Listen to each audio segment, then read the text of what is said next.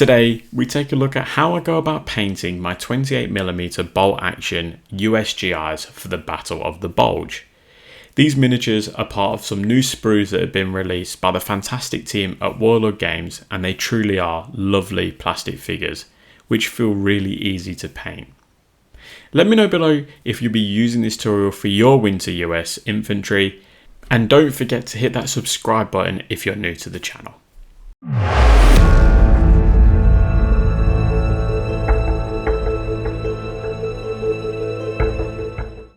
Today we are going to tackle a 28mm bolt action GI. So this is a plastic miniature provided by the fantastic team at Warlord Games, and it is the third miniature I've painted from them as part of my winter, I'm going to call it series, but it's not really a series. We've tackled Fallschirmjäger in Field Grey, Mouse Grey, and with the Splinter, we've also tackled the US Airborne. So today we're going to tackle the generic US GI for the Battle of the Bulge. So the sprue that you get is a very, very nice sprue with tons of options with different weapons to choose from, as well as anti-tank equipment, etc. As you can see on the screen, really, really nice sprue. If you're looking at getting yourself some of these are 28mm figures, or 156 to 148 scale. I'm not exactly sure exactly what it is, but it's around that mark. They're big figures, unless you've been painting 135, then obviously they're small, but you get the gist. They're really nice plastic figures, they're really customizable, so yeah, really, really nice. I also have an affiliate link that I'll leave in the comments section, as well as the video description. If you do decide to use that, just a little portion of what you spend will be put back into the channel to help provide future models for me to check out and paint in the future. So as I always do, I give my miniature a Tamiya Surface Primer light grey spray, unless I'm painting a tank, but when I'm talking about figures, we give it a light grey spray.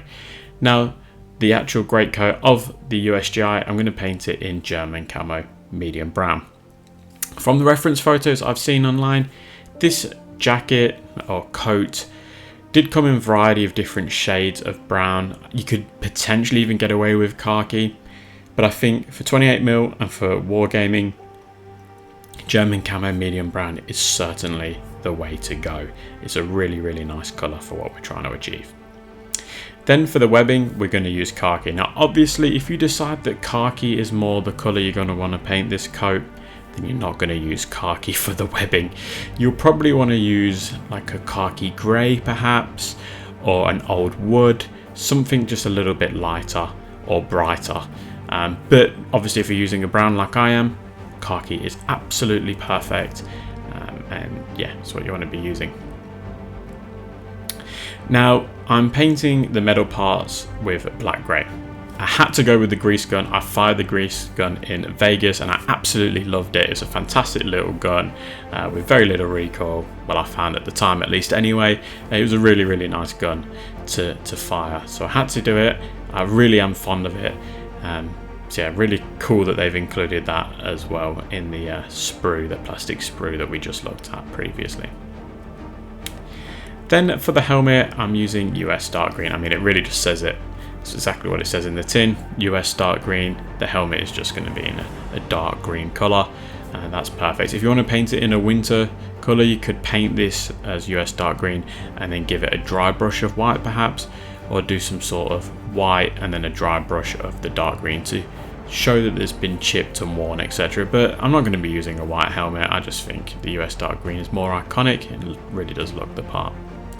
Now there are exposed parts of his normal sort of summary uniform, so I'm using US olive drab for that, so you can just see that part of the uniform coming out with his trousers, as well as the sleeves of his shirt, which are coming out of the grey coat as well, so we can tackle that. You could also use this colour for his scarf, if that's what you want to do. Also, just as a side note, the webbing was also, sorry, not the webbing, the grease gun sling was painted in the webbing colour of khaki.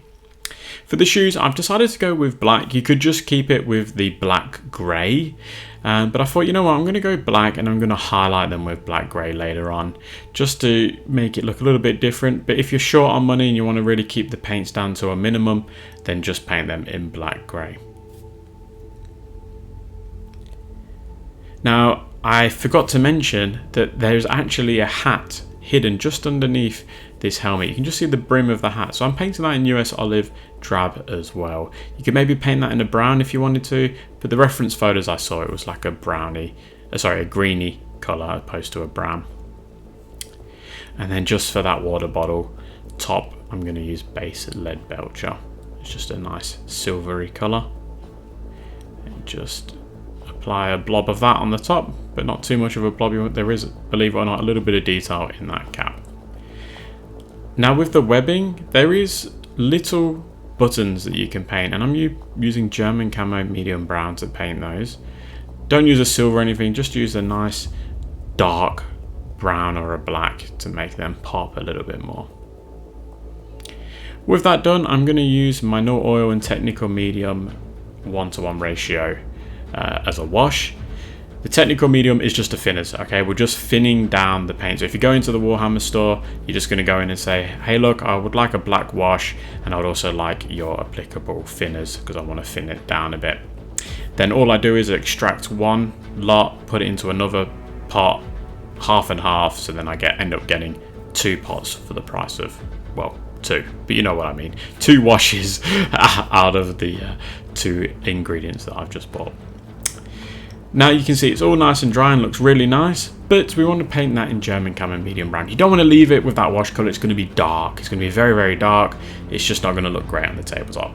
If you're an amateur painter, or if you're somebody that doesn't want to spend too much time painting, then this step is absolutely perfect. Just paint the first layer on and leave it at that. You will have a fantastic looking figure. It's going to have definition because that wash is going to be in the recesses and you're going to be painting that first layer over the top.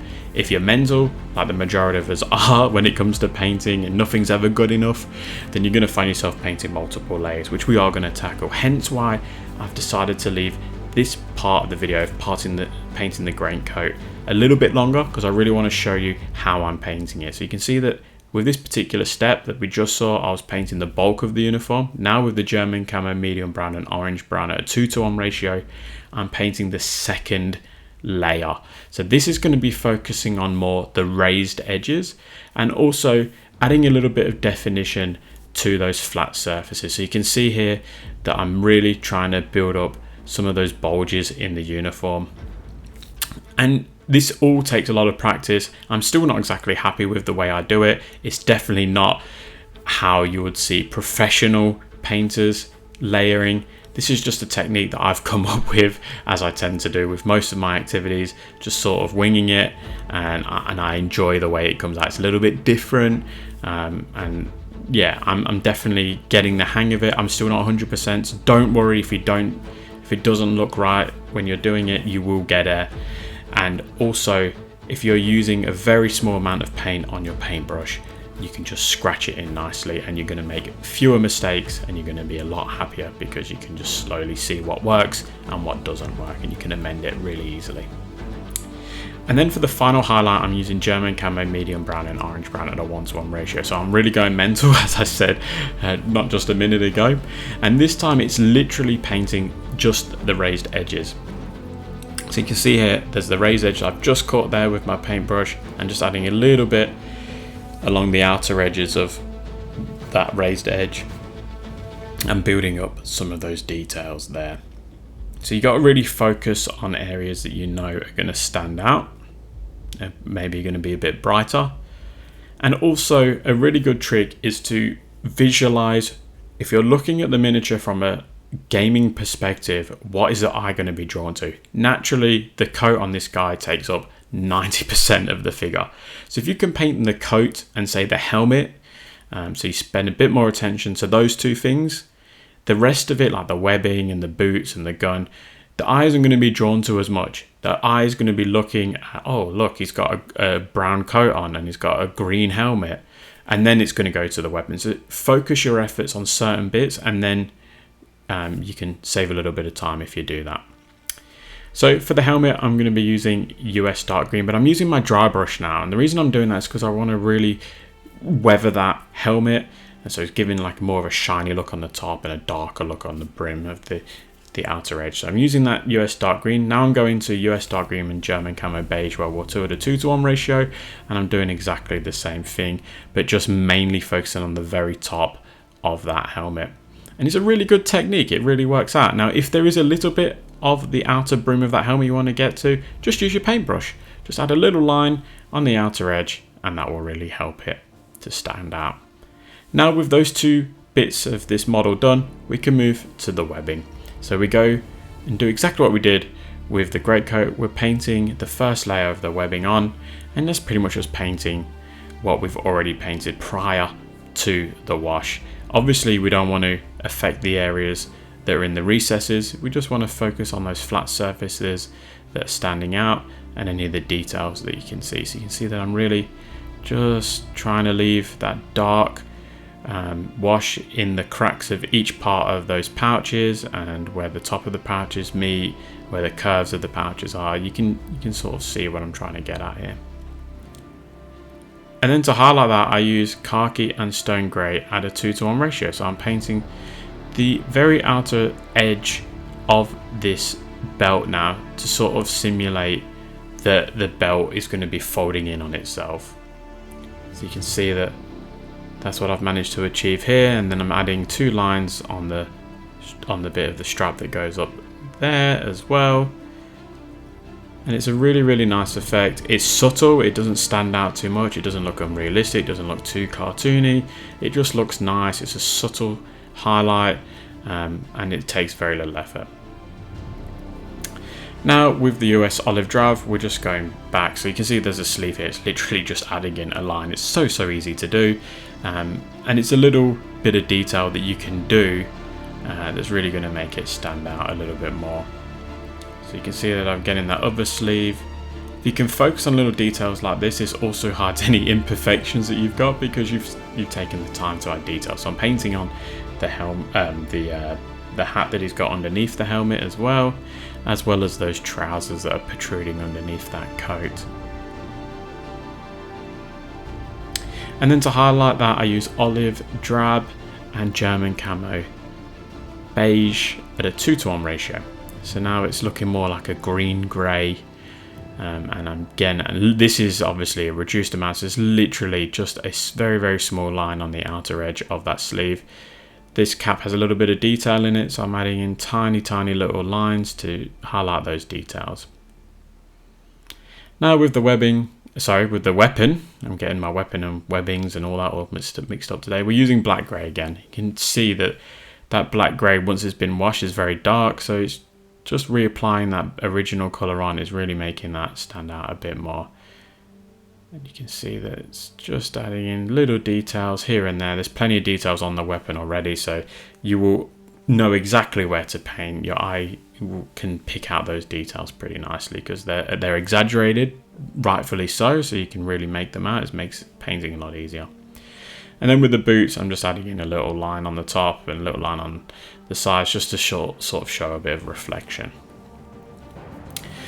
And then to highlight that, we use black grey and basalt grey. You can see I'm just adding in little lines and little bits of detail, making them stand out a little bit more where the edges are protruding and where the details need to be. Those flat surfaces, and I'm adding in little lines, and I'm making the rifle a lot more defined, and it's sticking out, SMG a lot more defined, and it's really starting to look the business.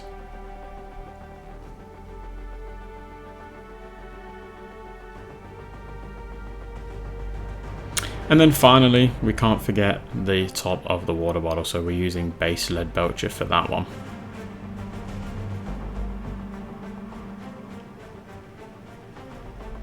Now on the fourth part of this video series, I'm going to use series, but I'm using that word very lightly because it's not a series. We're going to focus on tan and water. So if you're not subscribed to the channel and you want to get involved with that one and you want to see how I do it, please subscribe. It really will help. So that is it, guys. That is the end of this tutorial. I really hope you enjoyed it. I hope that you're going to go and get yourself some of these if you haven't, because they are really nice figures. Huge thank you goes out to the fantastic team at Warlord Games. As always, thank you so much for sending me out these samples. And also my channel members, so that's Patreon and YouTube channel members. You guys are absolutely awesome. We have got the member giveaway coming out very soon, so keep an eye out for that. And if you want to get involved with that, there's just still a little bit of time to join if you want to get involved in the giveaway. I'm going to leave it here now. I've rambled on enough, but yeah, I look forward to hearing from you in the comment section, and I will catch you at the next one.